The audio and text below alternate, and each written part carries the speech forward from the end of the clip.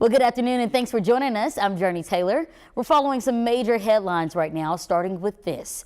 The major bridge collapse in Baltimore happening just nearly 2 months ago. And today, new information is being revealed on the cargo ship that destroyed the structure. Chris Van Cleve brings you the very latest. Moments before the cargo ship Dolly slammed into the Francis Scott Key Bridge on March 26th, you can see the ship lose power twice. The whole bridge just collapsed. The whole bridge just fell down. Now, a new NTSB report reveals about 10 hours earlier, before leaving the port of Baltimore, there were 2 other power failures on board. The first when a crew member mistakenly closed an exhaust damper during maintenance work, causing the engine to stall, knocking out the power. And the second due to insufficient fuel pressure. In getting the power back on, the crew adjusted the configuration of the ship's electrical system before leaving port. Former NTSB Chair Robert Sumwalt. NTSB will certainly want to understand exactly what those problems were on the day before the ship sailed. They're going to want to understand why those generators failed. The NTSB is still working to understand if the response to the initial power outages played any role in the ship losing power before it crashed into the bridge. Federal investigators also confirmed shortly before the collision, a ship pilot ordered the anchor to be dropped, but it wasn't in time to stop the collision. Yeah, this is catastrophic. This as body camera video shows the moments first responders arrived on scene. Monday, demolition crews set off explosives in their continued effort to clear the bridge debris and move the crippled cargo ship to fully reopen one of the nation's busiest ports. The ship's 21 crew members are still on board. The FBI seized their phones as part of the investigation. One thing the NTSB appears to have ruled out as a factor in the accident: dirty fuel. They tested the fuel on board the Dolly. It came back clean. Chris Van Cleve, CBS News, New York.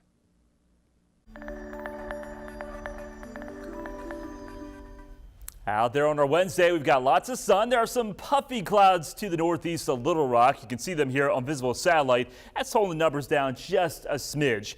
Temperatures are into the low 70s. Meanwhile, it's 80 in Hot Springs, 82 in Camden, 85 in Texarkana. Another batch of clouds moving in here from northeast Oklahoma into northwest Arkansas. That's actually producing a little bit of light rain, and that light rain will most likely make its way into Benton County, Washington County, affecting Rogers, Fayetteville, and it may even try to push its way into Johnson County and Newton County this afternoon. The rest of us will stay dry, but future clouds and radar does not see that rain that's making its way into northwest Arkansas. For the rest of us, we're looking at mostly sunny to partly cloudy skies. Our chance of rain will be going up for northwest Arkansas late tonight into your Thursday, and the chance for everybody to have maybe a little bit of rain on Thursday will be going up. Highs today topping out into the mid 80s. I've got more rain chances in your 7-day forecast and also some hot temperatures. I'll let you know when that all arrives coming up. All right, Nathan, thank you. And a THB 11 update. It's been a little over a month since the Pulaski County Jail series made its debut on Netflix. And still, County Sheriff Eric Higgins is facing some tough questions. Lawmakers came down hard on Higgins for allowing the series to be filmed without going through the proper channels. Those concerns broadcasted during a meeting on Tuesday, where the sheriff was pressured to speak on any agreements made, contracts signed, and the $60,000 received for the series, which has now been returned to Netflix. Prior to coming, I asked, were there any questions, specific questions this body had for me? You did not submit any questions. So I would ask this body, if you have the questions, please submit them, and I will respond to them. I'm not going to answer. Okay, you're excused, Sheriff. The county's attorney's office is among those who are still seeking answers from Sheriff Higgins surrounding the series.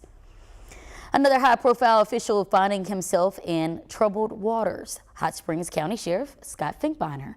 He recently entered a not guilty plea after being accused of obstruction of justice. Finkbeiner faces a felony charge and a misdemeanor. His federal trial is set to start in July.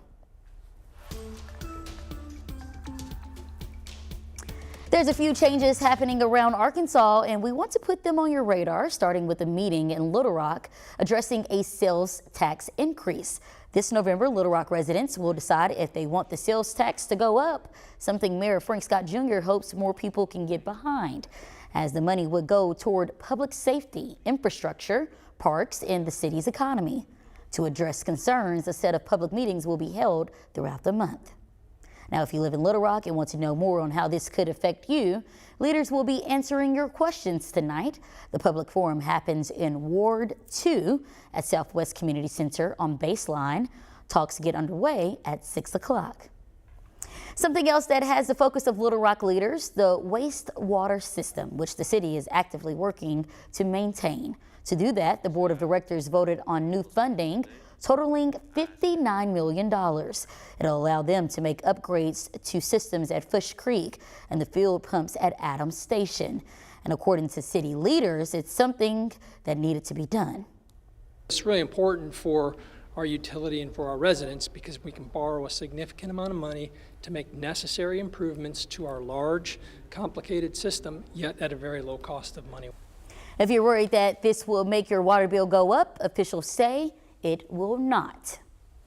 But it's a different story for folks in Jacksonville because your next water bill could be higher than usual. That's due to the city's attempt to keep up with its crumbling water system.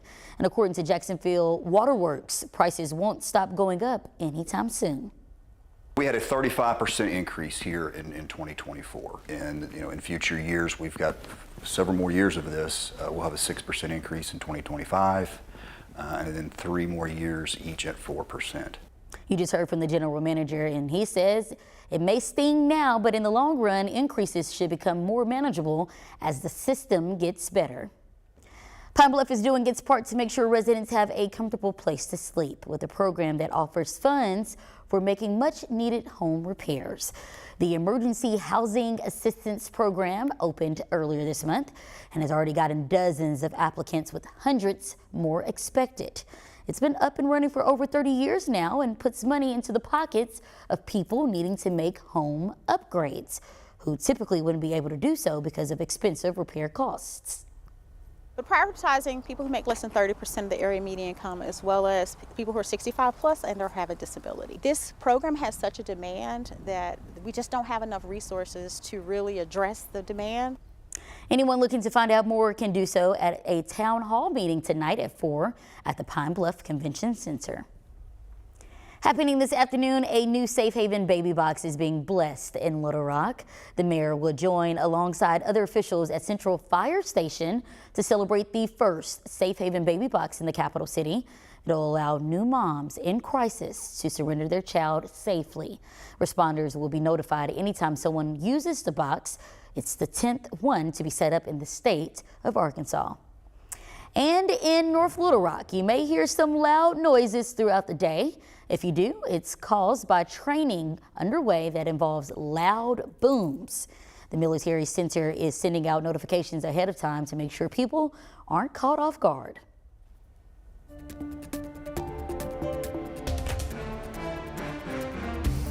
The upper arm, I'd say we use our hips a lot, shoulders, a lot of shoulder to chest or side contact. But you are making full contact. We wear gear from head to toe just to keep ourselves safe. Hitting the roller rink is more than a hobby for some and is more of a passion. Make sure you join us tonight at 10 as we sit down one-on-one with the Rocktown Roller Derby team for an inside look at why these women are in a league of their own. Scammers are using a new trend to prey on people trying to lose weight. We'll let you know what to look out for the next time you scroll down TikTok. RV 11 seeing lots of blue sky out there for a Wednesday afternoon, but the chance of showers and storms will be going up for the next couple days. Let you know how much rain we could see and if it sticks around for the weekend coming up.